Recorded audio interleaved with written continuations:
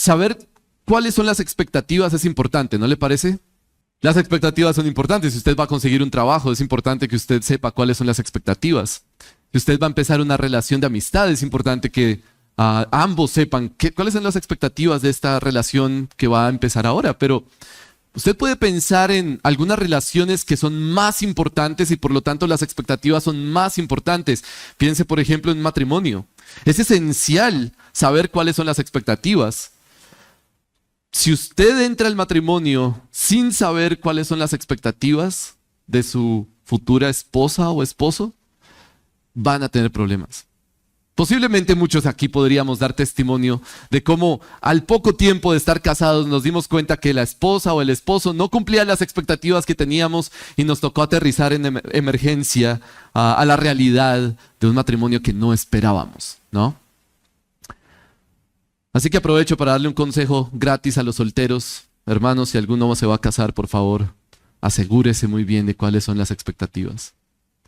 Pero imagínense, si es serio reconocer claramente las expectativas del matrimonio, ¿cuánto más es importante reconocer las expectativas de nuestra relación con Dios? ¿Qué es lo que Dios quiere de nosotros? ¿Cuáles son las expectativas que deberíamos tener de nuestra relación con Dios? Si le pertenecemos a Dios, si somos su pueblo, si somos tu especial tesoro, como lo expresa Éxodo 19, que ustedes ya lo estudiaron, si nos volvemos hijos de Dios, ¿qué se espera de nosotros? Pues de eso se tratan los últimos capítulos de Éxodo. ¿Cuáles son las expectativas que hay sobre el pueblo de Dios? Y su amado pastor quiere que yo predique todos los últimos capítulos de Éxodo en un solo sermón. Bueno, excepto uno, él quiere predicar el último. Entonces, yo tengo que predicar capítulos 35 al 39. Pero en realidad tiene sentido porque es que es una unidad literaria. Deben abordarse juntos o es útil abordarlos juntos porque en realidad tienen una relación muy profunda esos 4 o 5 capítulos. Así que lo que voy a hacer es que voy a leer el capítulo 35, ¿ok? Y luego, a medida que vamos avanzando, vamos a ir viendo algunos apartes del resto del pasaje. ¿Ok? Entonces vamos a Éxodo capítulo 35. El título de mi mensaje es Expectativas. Y mi expectativa es que al leer este pasaje usted piense en eso. ¿Cómo este pasaje tiene que ver con expectativas? Éxodo capítulo 35. Esto es lo que dice la palabra inspirada por el Dios vivo y verdadero. Entonces Moisés reunió a toda la congregación de los israelitas y les dijo: estas son las cosas que el Señor les ha mandado hacer. 6 días se trabajará, pero el 7º día será para ustedes un día santo, día de completo reposo para el Señor. Cualquiera que haga trabajo alguno en él, morirá. No encenderán el fuego en ninguna de las moradas de ustedes el día de reposo. Moisés habló a toda la congregación de los israelitas y les dijo: esto es lo que el Señor ha ordenado. Tomen de entre ustedes una ofrenda para el Señor. Todo aquel que sea de corazón generoso, tráigala como ofrenda al Señor: oro, plata y bronce, tela azul, púrpura y escarlata, lino fino y pelo de cabra, pieles de carnero teñidos de rojo, pieles de marsopa y madera de acacia, aceite para el alumbrado, especias para el aceite de la unción y para el incienso aromático, piedras de ónice y piedras de engaste para el efod y para el pectoral.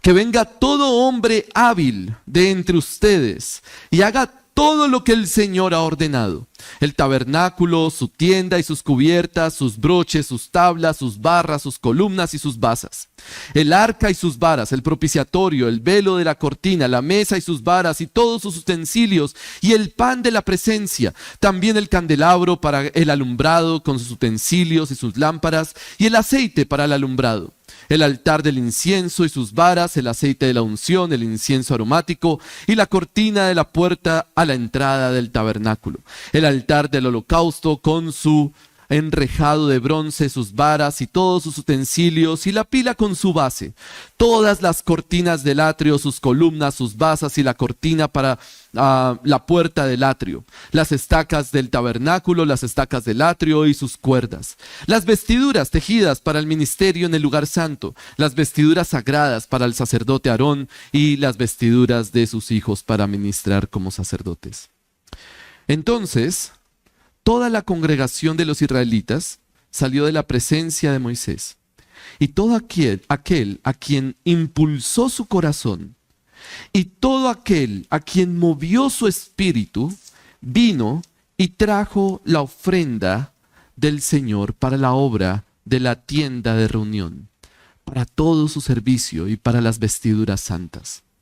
Todos aquellos de corazón generoso, tanto hombres como mujeres, vinieron y trajeron broches, pendientes, anillos y brazaletes, toda clase de objetos de oro. Cada cual pues presentó una ofrenda de oro al Señor. Todo aquel que tenía tela azul, púrpura, escarlata y lino fino, pelo de cabra, pieles de carnero, teñidas de rojo y pieles de marsopa los trajo. Todo aquel que podía hacer una contribución de plata y bronce, trajo la contribución reservada para el Señor. Todo el que tenía madera de acacia para cualquier obra del servicio, la trajo. Todas las mujeres hábiles hilaron con sus manos y trajeron lo que habían hilado de tela azul, púrpura, escarlata y lino fino. Todas las mujeres cuyo corazón las llenó de habilidad hilaron pelo de cabra. Los jefes trajeron piedras de ónice y piedras de engaste para el efod y para el pectoral, y las especias y el aceite para el alumbrado, para el aceite de la unción, para el incienso aromático. Todos los israelitas, tanto hombres como mujeres, cuyo corazón los movía a traer algo para toda la obra que el Señor había ordenado por medio de Moisés que se hiciera, trajeron una ofrenda voluntaria al Señor. Entonces Moisés dijo a los israelitas: miren, el Señor ha llamado por nombre a Bezalel, hijo de Uri, hijo de Ur, de la tribu de Judá, y lo ha llenado del Espíritu de Dios en sabiduría, en inteligencia, en conocimiento y en toda clase de arte, para elaborar diseños, para trabajar en oro, en plata, en bronce, y en el labrado de piedras para engaste, y en el tallado de madera, y para trabajar en toda clase de obra ingeniosa. También le ha puesto en su corazón el don de enseñar, tanto a él como a Oliab, hijo de Ahisamac, de la tribu de Dan. Los ha llenado de habilidad para hacer toda clase de obra de grabador, de diseñador y de bordador en tela azul, en púrpura y en escarlata y en lino fino, y de tejedor capacitados para toda obra y creadores de diseños. Sería bueno que usted continúe la lectura en su casa.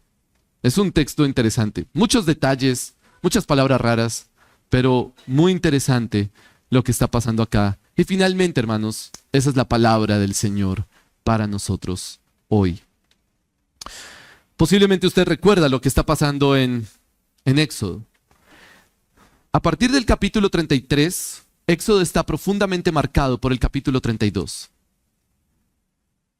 Como cualquier matrimonio en el que ha habido algún pecado, traición, conflicto, y se ve marcado por el pecado, de igual manera Éxodo ahora está marcado por el capítulo 32. Capítulo 32, un pastor amigo lo predicó y le puso el título de Infidelidad en la luna de miel, ¿no? Porque es justamente lo que está pasando. Poco tiempo después de que Israel entra en un pacto con Dios, cae en pecado. Entonces Moisés sube al monte a rogar al Señor perdón y a suplicar por el pueblo y a interceder. Y el Señor perdonó. Miren el capítulo 34, vuelvan un momento al capítulo 34, versículo 9. Dijo Moisés: si ahora, Señor, he hallado gracia ante tus ojos, vaya ahora el Señor en medio de nosotros, aunque el pueblo sea terco. Perdona nuestra iniquidad y nuestro pecado, y tómanos por posesión tuya. Y entonces Dios dijo: ok, versículo 10, voy a hacer un pacto. Y los perdonó. Si hay suficiente gracia en Dios para perdonarnos, hermanos, puede haber suficiente gracia en nuestros matrimonios para que haya perdón. Pero el tema es que Dios decidió perdonar a Israel y reconstruir la relación entre ellos. Y ahora la pregunta es, bueno, ¿y ahora qué? Ya la relación está reconstruida, Dios nos ha perdonado. Ahora, ¿qué hay que hacer? ¿Qué se espera de nosotros? Y Dios le dice a Moisés lo que él espera de Israel, pero claro, Dios le está hablando a Moisés. Entonces en nuestro capítulo ahora Moisés va a bajar del monte y le va a decir al pueblo, esto es lo que Dios espera de nosotros ahora. Pero antes de terminar el capítulo 34 sucede algo fascinante. Moisés baja del monte y ¿qué pasaba con su rostro? Resplandecía. Resplandecía de tal manera que nadie podía ver a Moisés directamente. Tenían que ponerle un velo. Un resplandor que nos recuerda que Dios es extremadamente glorioso, valioso y maravilloso. Y eso debería determinar la expectativa. Hermanos, relacionarnos con el Dios eternamente valioso implica grandes expectativas. Relacionarnos con el Dios eternamente valioso implica grandes expectativas. El cristianismo es una relación restaurada por Dios. Dios nos ha perdonado, hemos sido amados, hemos sido aceptados por Dios. No por nuestras obras solo merecen castigo. Nada que nosotros podamos hacer logra que Dios nos perdone. Solo por su misericordia y por su fidelidad, como lo dijo en el monte en el capítulo 34. El cristianismo es una gran noticia que no nos cuesta nada. Pero, si vamos a entrar a esa relación con Dios, usted debe saber que entrar a esa relación no le cuesta nada, pero ahora se espera todo de usted. Debemos entender que ahora hay expectativas, y no cualquier expectativa. Ser cristiano cuesta la vida misma. Relacionarse con el Dios eternamente valioso implica grandes expectativas. Pero esas expectativas no son legalistas. No es porque ahora esta es mi religión y entonces ahora sí es como me comporto. No son expectativas simplemente religiosas que nos toca hacer. Son expectativas que surgen del enorme valor que tiene Dios. Es tan valioso que no podemos verlo cara a cara. Es tan glorioso que relacionarnos con Él va a producir un resplandor en nosotros natural. No por nuestra fuerza, sino por lo que Él es. Relacionarnos con el Dios eternamente valioso implica grandes expectativas. Y esas expectativas, lejos de ser una carga, son las reacciones naturales de quien entiende el valor de Dios. Así que la pregunta ahora es, ¿cuáles son esas expectativas? Bueno, este pasaje nos presenta por lo menos 3, aunque yo creo que podría seguir escarbando y sacando ideas, pero por lo menos 3 cosas que Dios espera de su pueblo ahora que la relación ha sido restaurada. Y lo voy a decir en 3 palabras: prioridad, posesión y profesión. 3 P's. Prioridad, posesión y profesión. Y de pronto usted ya puede empezar a conectar, atar cabos con el capítulo 35. Prioridad, posesión y profesión. Mire, tengo 2 personas en mente en este momento. Estoy pensando en quien está aquí por primera vez o ha venido algunas veces y está considerando el cristianismo y dice, bueno, esto me llama la atención, pero no estoy seguro si quiero o no ser cristiano. Bueno, si usted está en esa posición, está muy bien, porque es hora de que calcule el costo. Dios quiere todo de usted. Él dio todo por usted, Él quiere todo de usted. Y de eso se trata ser cristiano. Y quiero mostrarle lo glorioso que es entrar en esta relación y al mismo tiempo las grandes expectativas que eso implica. Pero además estoy pensando en quien nunca lo consideró. Posiblemente usted está acá y usted es cristiano hace años y usted dice, ve, yo nunca consideré el costo. Yo nunca consideré lo que era la expectativa. Bueno, es hora de considerarlo. Es hora de evaluar. qué es lo que Dios quiere de nosotros. Prioridad, posesión y profesión. Comencemos con prioridad. El pasaje en el capítulo 35 comienza con el día de reposo. Se espera, lo primero que se espera, Moisés baja del monte, reúne al pueblo de Israel y les dice, ok, ahora lo que Dios espera de nosotros es, primero, que guardemos el día de reposo. Versículo 1 del capítulo 35. Versículo 2, 6 días se trabajará, pero el séptimo día será para reposo para el Señor. Será para ustedes un día santo, día de completo reposo. Lo primero que Él espera de su pueblo es que guarde un día santo para Él. Un día en el que no se trabaja, sino que se reposa para el Señor. ¿Pero por qué? Esa es la pregunta clave. Usted siempre tiene que hacer esa pregunta. Usted no puede aceptar simplemente todo lo que su pastor le diga y después decir, ok, lo voy a hacer porque el pastor lo dice. No, usted siempre tiene que preguntar ¿por qué? ¿Por qué hay que hacer esto? Guarden un día de reposo. Ok, muy bien, pero ¿por qué? Porque el problema es que alguien puede responder mal. Alguien puede decir, pues porque eso es mi religión. ¿No? Mi religión implica guardar un día de reposo. Porque eso es lo que dice la Biblia. Ya. Esas respuestas no son del todo malas, pero no son completas. Y si esa es su única respuesta, entonces posiblemente su cristianismo es una carga. La semana pasada mi esposa estuvo de cumpleaños y ese día lamentablemente mi hijo mayor le habló horrible, le dijo algo muy mal. Por supuesto tuve que regañar y disciplinar a mi hijo. Pero más allá de eso, reuní a mis 2 hijos y les dije, ¿por qué hay que hablarle bien a mamá? ¿Por qué a mamá hay que tratarla bien? Y les dije, no pueden jugar videojuegos hasta que me den una respuesta válida. Entonces todo el día estuvieron pensando y pensando en, ¿por qué a mamá hay que tratarla bien? Son niños de 8 y 6 años. Y se me acercaban de vez en cuando y me decían, porque mamá es mi autoridad. Y yo, pues sí, es tu autoridad, pero eso no puede ser toda tu respuesta. Porque mamá es mi mamá y ya. Bueno, sí, pero ¿por qué? ¿Qué importa que sea tu mamá? Y finalmente no lograron encontrar una mejor respuesta. Entonces les pregunté, ¿cuántas mamás tienen? Una. O sea que mamá es única. Sí. ¿Por qué un diamante es valioso? Porque es raro, difícil de conseguir, es único. Entonces si mamá es única, ¿qué significa que es mamá?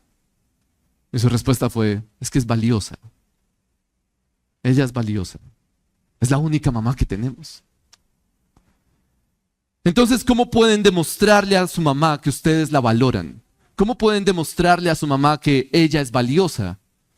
Y su respuesta entonces fue, pues hablándole bien, hablándole con respeto, con amor, con cariño. Y por supuesto celebrando su día, no vamos a dañar su cumpleaños hablándole mal. Esa es la expectativa de Dios para su pueblo. Prioridad. Dios es más valioso que el trabajo. Dios es más valioso que el dinero. Dios es más valioso que el fuego. Y alguien dice, ¿por qué? ¿Qué tiene que ver el fuego? Bueno, por el versículo 3. No encenderán fuego en ninguna de las moradas de ustedes el día de reposo. Imagínense lo importante que era el fuego en ese momento.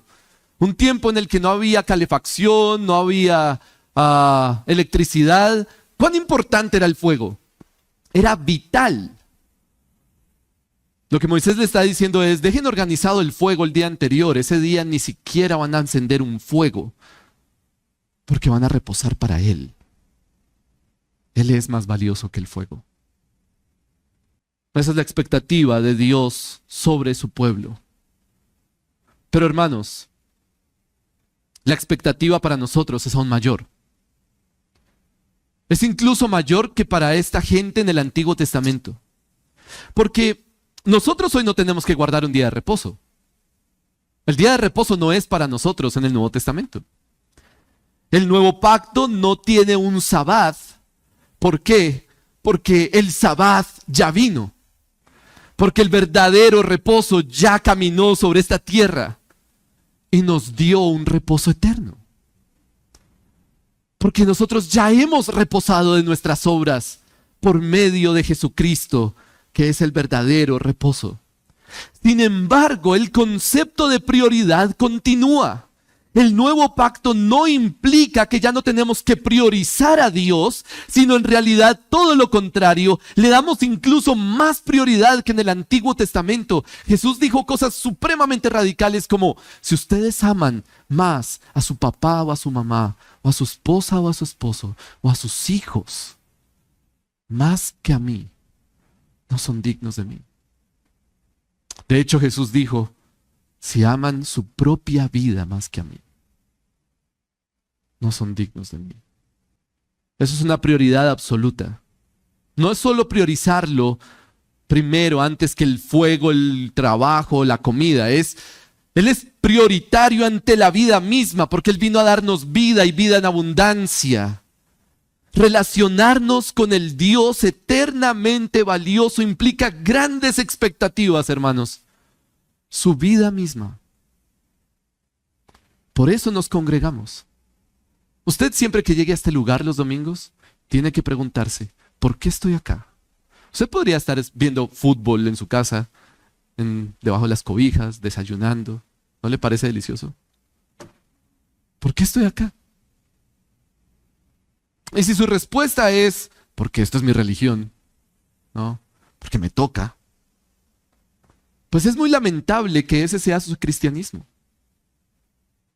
Hermanos, nosotros nos congregamos para expresar que Él es más valioso que la vida misma. Que Él es más valioso que el trabajo, o que el fútbol, o que el descanso incluso. Él es nuestro reposo, Él es nuestro tesoro, Él es lo más vital que tenemos. Finalmente, Él es nuestra salvación y nuestra vida eterna. No nos congregamos porque nos toca. No leemos la Biblia porque nos toca. No oramos porque nos toca. No somos santos porque nos toca. Pero si alguien no entiende el enorme valor que tiene Cristo,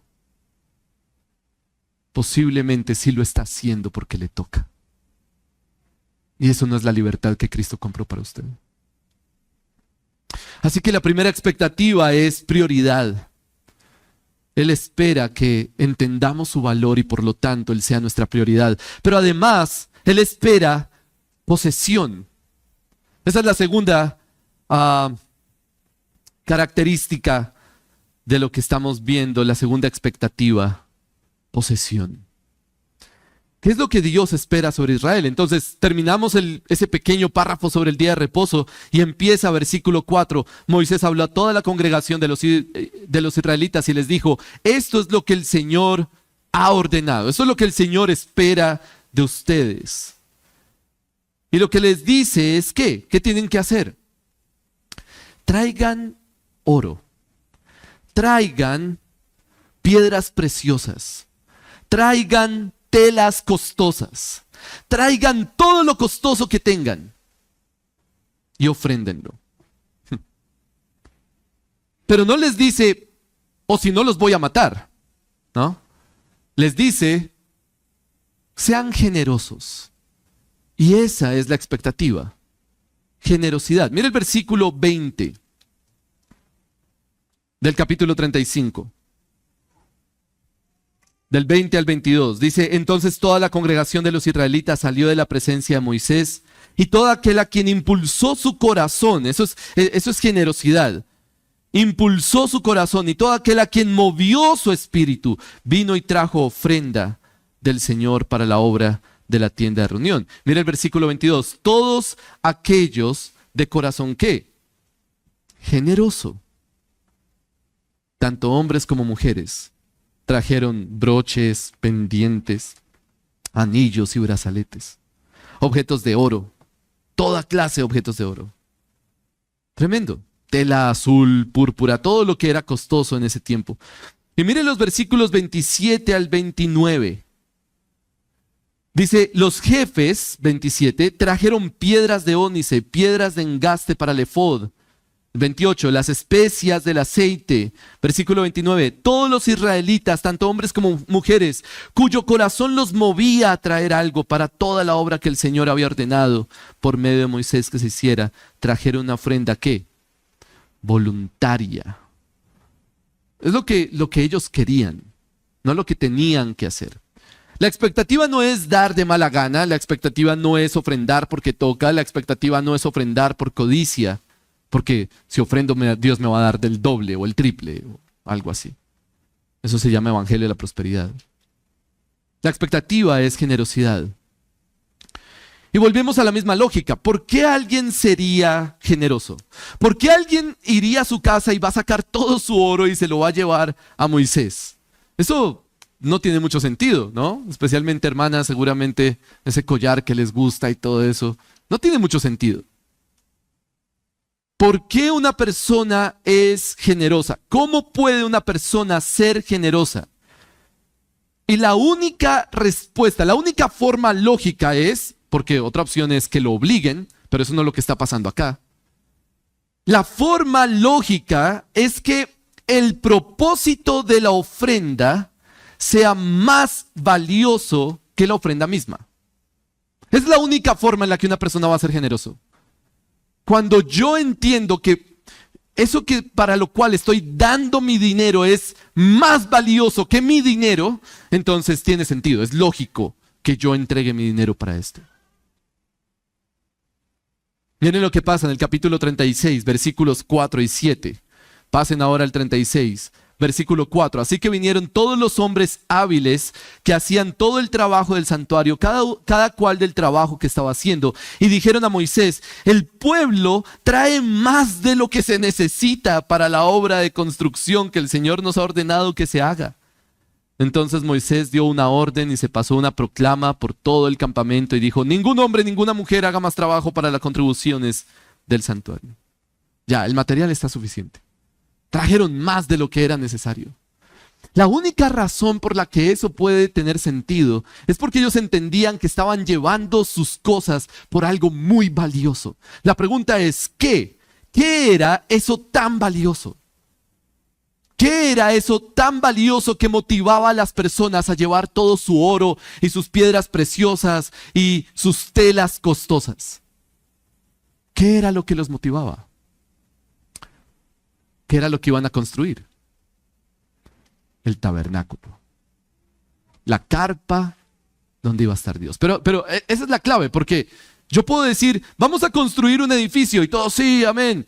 Pero, ¿el edificio vale eso? ¿Vale todo mi oro y todas mis piedras preciosas? Bueno, parece que hay iglesias que dicen amén a eso. Nosotros no. No, la iglesia no es acerca de un edificio. Entonces, ¿qué es lo más costoso? ¿Qué es lo valioso aquí? Lo valioso es que era el lugar donde iba a habitar Dios con ellos. Piense por un momento en la persona que usted más admira en el mundo. Así fuera del pasado. Piense en esa persona que usted le encantaría conocer. Ahora imagine que esa persona va a venir a vivir con usted 3 días. ¿Usted qué hace? Messi viene a vivir en mi apartamento, ¿no? O una cosa así. Algunos dirán Cristiano Ronaldo. Algunos dirán, no sé, Elon Musk o el que sea. Un político, no creo. Un científico, lo que sea. Ya usted tiene esa persona. Va a vivir en su casa por 3 días. ¿Qué va a hacer usted?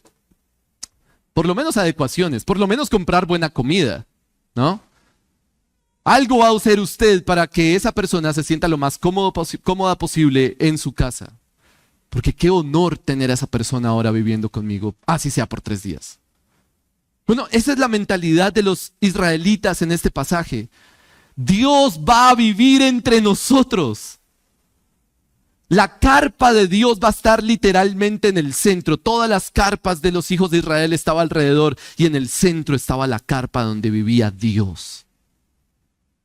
Hay que traer lo mejor. Hay que traer oro y telas y madera y piedras preciosas, porque Dios va a vivir entre nosotros.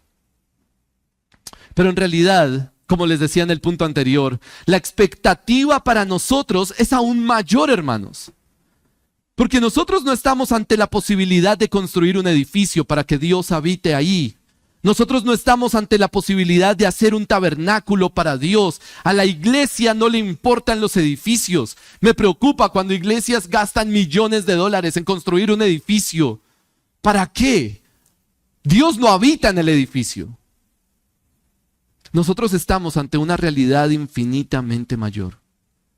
Estamos ante la realidad de que Dios ya vino y ya mora entre nosotros. Hermanos, estamos ante la realidad del que el tesoro del universo, la luz del mundo, el verbo de Dios, el camino, la verdad y la vida, el agua de vida, el pan de vida, todas esas expresiones que nos muestran, es la persona más importante del universo, el ser que da sentido y propósito a toda la existencia, vino a este mundo para que creamos en Él. Y para que depositemos toda nuestra esperanza y confianza de salvación en Él.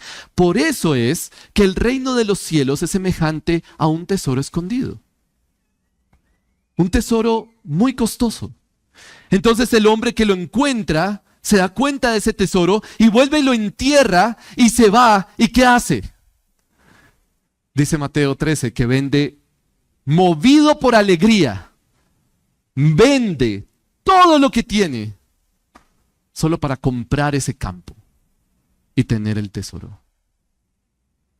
El tabernáculo era solo una sombra de la gloria de nuestro Señor Jesucristo. Jesús es Emmanuel, Dios con nosotros. Y si el tabernáculo era suficientemente valioso como para merecer todo el oro y todas las piedras preciosas y los materiales costosos que el pueblo tenía, ¿cuánto más el Señor Jesucristo es digno de toda nuestra vida? De todas nuestras posesiones, de todo lo que consideramos valioso y de toda nuestra generosidad. Hermanos, construir, edificar el reino de Jesucristo sobre esta tierra es valioso. Y por eso vale la pena entregar nuestra vida o nuestras posesiones para enviar misioneros a donde no está el evangelio. Para sustentar pastores que puedan pastorear a la iglesia del Señor. Para plantar iglesias en donde no hay iglesias saludables. Para promover ministerios bíblicos que permitan el avance del reino de Jesucristo. Eso es muy valioso. Y merece nuestra generosidad. Relacionarnos con el Dios eternamente valioso implica grandes expectativas. Así que, hermanos, sean generosos, pero no solo por ser generosos o por cumplir, sino porque nuestro Señor es muy valioso. Y finalmente, no solamente la expectativa es prioridad y posesión, la expectativa es profesión. Miren capítulo 35, versículo 25. Todas las mujeres hábiles hilaron con sus manos y trajeron lo que habían hilado de tela azul, púrpura, escarlata, lino fino. Miren versículos 30 al 35. Entonces Moisés dijo a los israelitas, miren, el Señor ha llamado por nombre a Bezalel, hijo de Uri, y hijo de Ur, de la tribu de Judá, y lo ha llenado del Espíritu de Dios en sabiduría, en inteligencia, en conocimiento, en toda clase de arte, para elaborar diseños, para trabajar en oro, plata y bronce, en el labrado de piedras para engaste, en el tallado de madera, para trabajar en toda clase de obra ingeniosa. Miren versículo 8 del capítulo 36. Todos los hombres hábiles de entre los que estaban haciendo la obra hicieron el tabernáculo. ¿Qué es lo que Dios quiere en esos pasajes? ¿Qué es lo que Dios espera del pueblo de Israel en esos versículos? Espera que tanto mujeres como hombres que tienen habilidad para hacer algo, pongan su habilidad al servicio del Señor. Imagínese eso. Todas estas personas tenían oficios, habilidades, posiblemente habilidades que habían desarrollado en Egipto, posiblemente habilidades que sus padres les habían enseñado desde pequeños en Egipto. Ocupaciones y oficios que tenían desde antes de llegar al monte Sinaí. Y ahora, todo eso que habían aprendido por muchos años, incluso en Egipto, ahora iba a ser útil para servir al Señor. Eso es precioso. La expectativa de Dios sobre su pueblo no es solamente adorar a Dios con su espíritu o con sus posesiones, sino además con sus habilidades y sus capacidades y sus oficios. Todo lo que somos debería ser para Él, porque Él es valioso. Hay una mentalidad en muchos creyentes que como pastores tenemos que corregir, y es esa falsa división entre lo secular y lo espiritual. Hace poco tuve una consejería con una pareja en donde ella me decía: pastor, es que él se está alejando del Señor. Llega a la casa y solo se pone a ver el celular. No lee la Biblia, no ora, no ejerce su sacerdocio en el hogar. O sea, que hay algo parecido, es pura coincidencia. Pues es el mundo caído en el que vivimos. Entonces él me decía: sí, pastor, ella tiene razón, es cierto. Yo no leo la Biblia, no oro y finalmente llego a mi casa y lo que hago es ponerme a ver celular. ¿Sabe por qué? Por culpa del trabajo. Estoy muy cansado, pastor. El trabajo me agota. Y entonces no tengo energía y fuerza para hacer lo otro. ¿Sabe cuál es la mentalidad de ese hombre? Lo que ese hombre tiene en mente es que el trabajo es un obstáculo para su vida cristiana. Su oficio es un obstáculo para servir al Señor. Su relación con Dios puede sobrevivir a pesar de su trabajo o va a morir por causa de su trabajo. Como si el trabajo fuera una maldición. ¿Y sabe qué? Esa doctrina se la inventó la Iglesia Católica. El trabajo es una maldición. La teología católica dice que tener una vocación para servir al Señor es fundamentalmente meterse a un monasterio. ¿Usted quiere servir al Señor? Tiene que meterse a un monasterio. Y entonces se mete a un monasterio y eso implica hacer 3 votos. Un voto de castidad, un voto de pobreza y un voto de obediencia. Es decir, si usted quiere servir al Señor, usted tiene que hacer un voto de castidad. Es decir, no se va a casar, no va a tener relaciones sexuales y no va a tener hijos. No va a tener familia. No va a tener matrimonio. Si usted quiere servir al Señor, tiene que hacer un voto de pobreza y entonces no va a trabajar en lo secular. Usted no va a usar su vida para cosas seculares, como ingeniería o ser un abogado. No, todo eso es secular. Y tiene que hacer un voto de obediencia, es decir, se va a someter completamente a la iglesia. Esa es la mentalidad católica. Pero los reformadores dijeron: así no funciona la Biblia. Yo no veo eso en la Escritura. Y de hecho, uno de los pasajes que usaban era este justamente. Yo no veo eso en la Escritura. Servir al Señor no es hacer un voto de castidad o de pobreza o de obediencia. Los reformadores rescataron una doctrina preciosa que conocemos hoy como el sacerdocio universal del creyente. Todo creyente es un sacerdote. Todo creyente está llamado a servir al Señor en todas las áreas de su vida. No es necesario un voto de castidad porque estamos llamados a servir al Señor en nuestro hogar, criando hijos, reflejando la gloria de Dios y del Evangelio en el matrimonio. Todo creyente puede servir al Señor a través de su hogar. Pero además no es necesario un voto de pobreza porque estamos llamados a servir al Señor en nuestro trabajo, con lo que hacemos, nuestro oficio, con las habilidades y la profesión que Dios nos ha dado. Y finalmente, un voto de obediencia no es necesario porque en teoría todos los creyentes deberíamos vivir obedientemente todo el tiempo y en todo lugar, en su hogar, en su familia, pero también en su trabajo y en cualquier momento. Todos nosotros estamos llamados a servir a Dios con todo lo que somos, porque finalmente todos nosotros tenemos al Espíritu de Dios. Mire el versículo 30, nuevamente. Miren, el Señor ha llamado por nombre a Bezalel, lo ha llenado del Espíritu de Dios, en sabiduría, en inteligencia, en conocimiento y en toda clase de arte. La llenura del Espíritu Santo no es solamente para leer la Biblia o para evangelizar. La llenura del Espíritu Santo es para que usted mañana vaya y haga su trabajo. cumpla con su oficio para la gloria de Dios. Nuestro Señor Jesús fue a la cruz para enviarnos su Espíritu y su Espíritu está en nosotros todo el tiempo. Por eso Pablo nos dice, en medio de los días malos que vivimos todo el tiempo, de pronto en nuestro trabajo o en este mundo caído, sean llenos del Espíritu.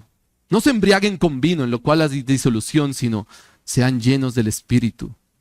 Y entonces vivirán cantando salmos, himnos, cánticos espirituales entre ustedes. Vivirán alegres, vivirán agradecidos al Señor.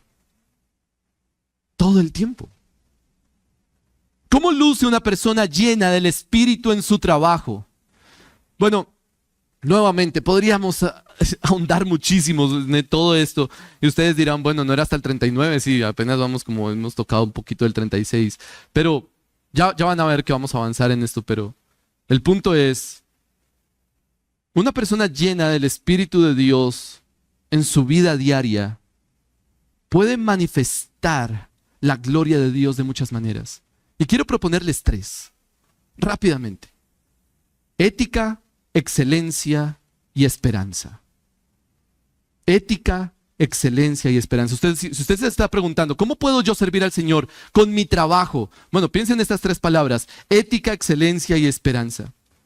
Nuevamente, mire capítulo 36, versículos 4 al 7. Dice que trajeron más de lo necesario, ¿no? Entonces, en el versículo 6, Moisés da la orden y una proclama: ningún hombre ni ninguna mujer haga más trabajo para las contribuciones del santuario, es decir, no traigan más ofrenda. Dice el versículo 7, porque el material que tenían era abundante y más que suficiente para hacer toda la obra. Pero la pregunta es, ¿quién fue el que dijo que ya era mucho?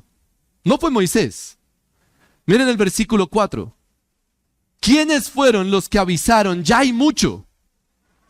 Fueron los hombres hábiles, fueron los arquitectos y los ingenieros los que dijeron, ya hay mucho, no necesitamos tanto.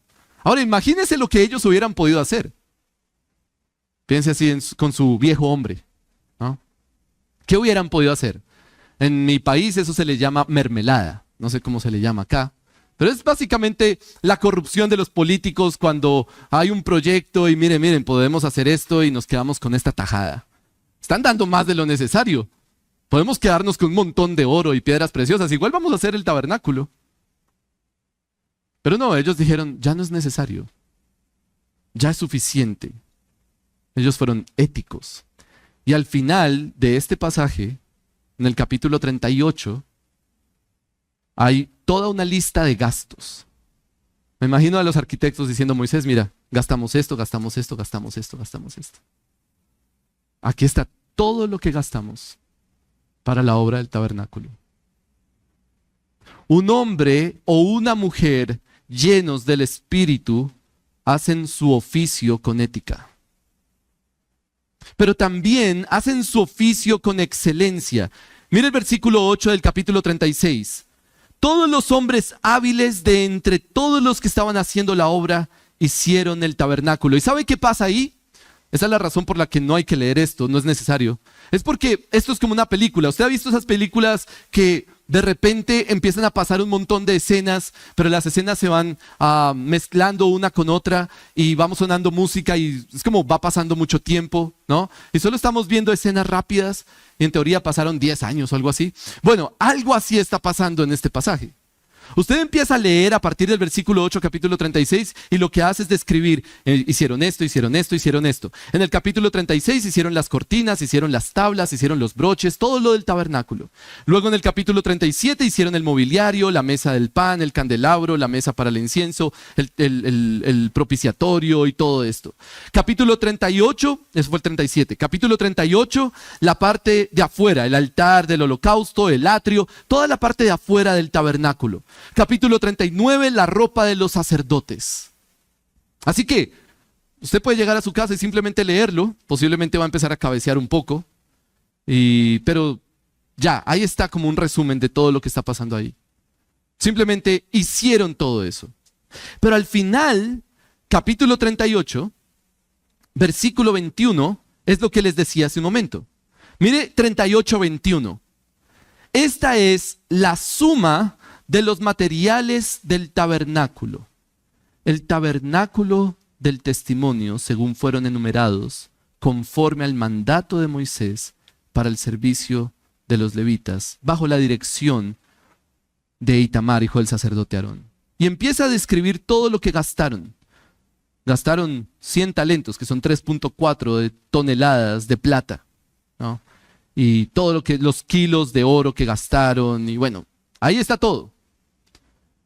Pero el punto es, finalmente, todo esto fue bien hecho. Entonces pasamos al capítulo 39, y en el capítulo 39 hay una idea que se repite una y otra vez.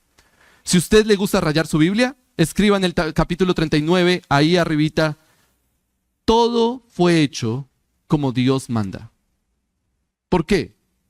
Mira el versículo 1 del capítulo 39. Las vestiduras finamente tejidas para ministrar en el lugar santo se hicieron de tela azul, púrpura y escarlata, y también se hicieron las vestiduras sagradas para Aarón. ¿Cómo termina? Tal como el Señor había mandado a Moisés. Ahora salte al versículo 5. El cinto hábilmente tejido que estaba sobre el efod era el mismo material, de la misma hechura, de oro, de tela azul, púrpura, escarlata y de lino fino torcido. ¿Cómo termina? Tal como el Señor había mandado a Moisés. Y luego mira el versículo 7 al final. Tal como el Señor había mandado a Moisés. Y luego versículo 21. Tal como el Señor había mandado a Moisés. Y luego versículo 26 y versículo 31, versículo 32. Y de hecho todo el capítulo 40 va a ser enfático diciendo, tal como el Señor había mandado a Moisés. Todo fue hecho bien. Todo fue hecho como Dios manda. Todo fue hecho con excelencia. Todo fue hecho como Dios quería. Un hombre o una mujer llenos del Espíritu hacen su oficio con excelencia. Pero finalmente llegamos al capítulo 39 y la última parte del 39, del versículo 33 hasta el versículo 43, es los arquitectos y los ingenieros se presentan ante Moisés y le dicen, Moisés, aquí está todo lo que hicimos, revísalo. Entonces Moisés hace toda la revisión y nuevamente vuelven a hablar de todos esos elementos, que es que el problema de estos capítulos es que repiten mucho las mismas palabras. Pero el caso es que Moisés revisa todo, dice el versículo 33, trajeron el tabernáculo a Moisés. Y entonces miren el versículos 42 y 43. ¿Cómo termina toda esta construcción? Los israelitas hicieron toda la obra conforme a todo lo que el Señor había ordenado a Moisés. Y Moisés examinó toda la obra y vio que la habían llevado a cabo. Tal como el Señor había ordenado, así lo habían hecho, y Moisés los bendijo. Esa es la esperanza de alguien que sirve al Señor con su vida entera, hermanos. Esa es finalmente la esperanza si usted está dedicando su vida al Señor. Y no estoy hablando de que usted quiera ser pastor o misionero o lo que sea. No, no, no. Con su vida diaria, como mamá y papá, como esposo y esposa, como profesional, con todo lo que usted es, con todo lo que usted tiene, usted está sirviendo al Señor. ¿Cuál es su esperanza? La esperanza de alguien que sirve al Señor con su vida entera es agradarlo a Él. Y que Él, al final de sus días, cuando usted llegue a la presencia del Señor, Él le diga a usted, bien, buen siervo y fiel. Sobre poco has sido fiel. Solamente una compañía, una empresa, un hogar, un matrimonio. Sobre poco has sido fiel. Sobre mucho te pondré. Entra en el gozo de tu Señor. Un hombre o una mujer llenos del Espíritu hacen su oficio con la esperanza de agradar al Señor. Con ética, con excelencia y con esperanza. Hermanos, relacionarnos con el Dios eternamente valioso implica grandes expectativas.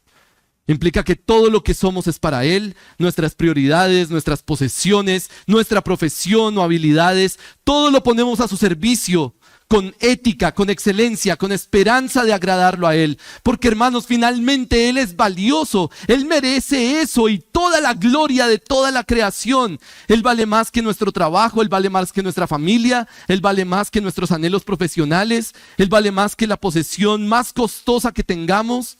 Él vale más que nuestro tiempo, Él vale más que nuestra vida misma. Es nuestro creador y además es nuestro salvador.